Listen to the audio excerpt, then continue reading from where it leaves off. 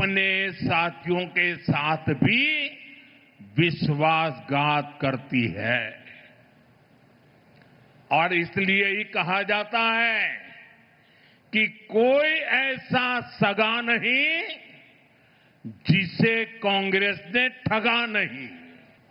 इसलिए हर राज्य में जनता बीजेपी को दूसरी बार, तीसरी बार फिर से सेवा करने का अवसर देती है। लेकिन कांग्रेस की कोई भी राज्य सरकार दूसरी बार सत्ता में वापस नहीं लौटी है।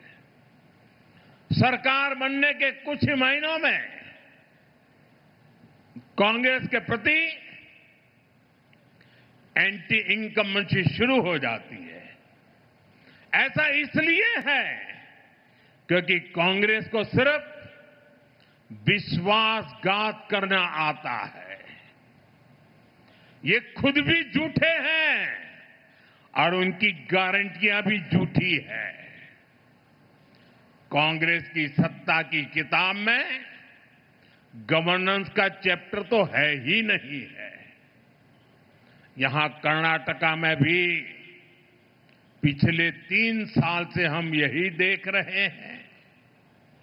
जनता की समस्याएं सुलझाने के बजाय यहां की सरकार का ज्यादातर समय आपस के झगड़े सुलझाने में लग रहा है।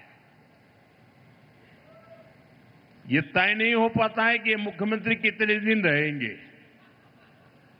ये तय नहीं हो पाता कि दूसरे को मौका मिलेगा कि नहीं मिलेगा, लटकाए रखा है। इतना ही नहीं, ये मैं देख रहा हूं इनकी इकोसिस्टम तमिलनाडु में प्रक्रिया चल रही थी और इनकी इकोसिस्टम दिल्ली में बैठे बैठे देश को गुमराह करते थे कि देखो 4 तारीख को नतीजे आ गए, 5 हो गई, 6 हो गई, 7 हो गई, 8 हो गई, तमिलनाडु में सरकार नहीं बन रही है। अरे भाई, केरल में तो पूर्ण बहुमत है, वहां तो बना लो।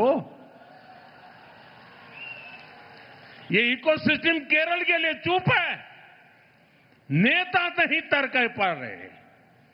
2.5 साल की फॉर्मूला करे कि 1-1 साल के 5 मुख्यमंत्री की फॉर्मूला करे, अभी तक उनको नतीजा हाथ नहीं लग रहा है।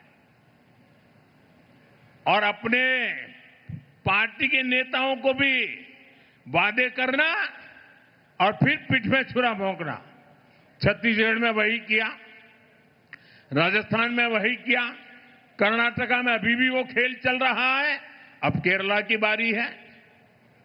साथियों, हिमाचल में तो कांग्रेस सरकार के हालत सुनकर के आप हैरान हो जाओगे। ये इनकी इकोसिस्टम है, मीडिया वाले बाहर बात आने नहीं देते। हिमाचल की हालत ये है, वे सरकारी कर्मचारियों को उनकी सैलरी तक नहीं दे पा रहे हैं।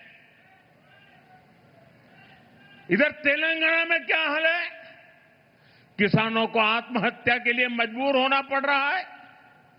यानी कांग्रेस जहां पर भी है, वहां या तो शाही दरबार की खातिरदारी में खजाने की लूट हो रही है या लूटे हुए पैसों के लिए झगड़ा हो रहा है।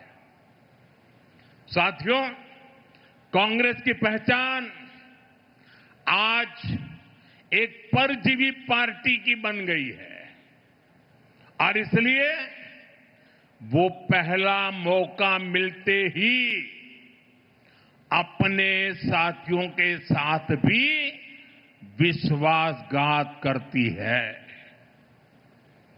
और इसलिए ही कहा जाता है कि कोई ऐसा सगा नहीं जिसे कांग्रेस ने ठगा नहीं।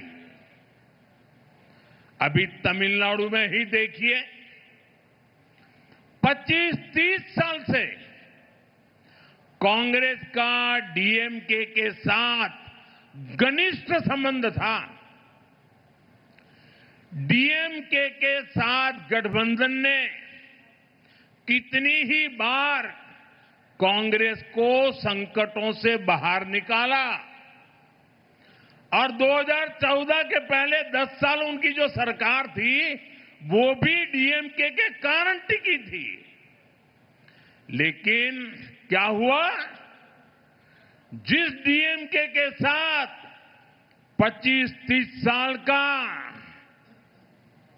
जीने मरने का नाता था, हर पल जो डीएमके कांग्रेस की भलाई के लिए काम करती थी, लेकिन जैसे ही सत्ता का खेल कहीं और मुड़ गया तो सत्ता के लालच में सत्ता भूखी कांग्रेस ने पहला मौका मिलते ही डीएमके की पीठ में छुरा भोंक दिया।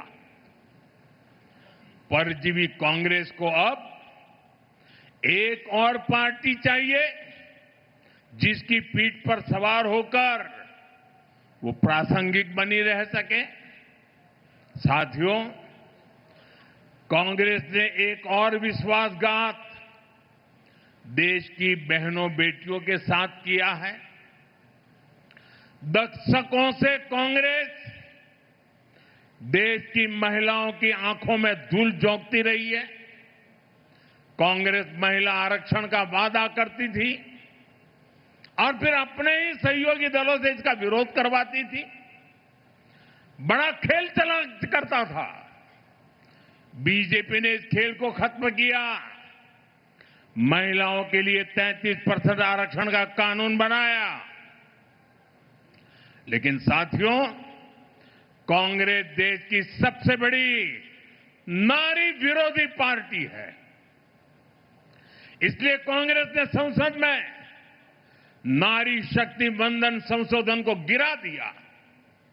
ये संशोधन अगर पास हो जाता तो लोकसभा में कर्नाटका की सीटें कहीं अधिक हो जाती, बढ़ जाती। कर्नाटका से बहुत बड़ी संख्या में बहनें बेटियां एमएलए बनती, एमपी बनती, देश का भाग्य निर्णय करने में भागीदार बनती। लेकिन कांग्रेस ने ये नहीं होने दिया। देश की नारी, कर्नाटका की महिलाएं कांग्रेस को इस पाप के लिए कभी माफ नहीं करेगी। साथियों, आज देश विकसित भारत के संकल्प की सिद्धि से जुटा है। इस मंत्र को लेकर के चल पड़ा है और इस संकल्प की सिद्धि में कर्नाटका की बहुत बड़ी भूमिका है। इसलिए ये जरूरी है कि कर्नाटका में ईज ऑफ लिविंग और ईज ऑफ डूइंग बिजनेस दोनों बेहतर हो। मैं कर्नाटका के हर परिवारजन को भरोसा दिलाता हूं कि बीजेपी एनडीए सरकार अपनी तरफ से हर प्रयास कर रही है। साथियों, बीजेपी के लिए देश का हित, देश के लोगों का हित, ये हमारे लिए सर्वोपरि है।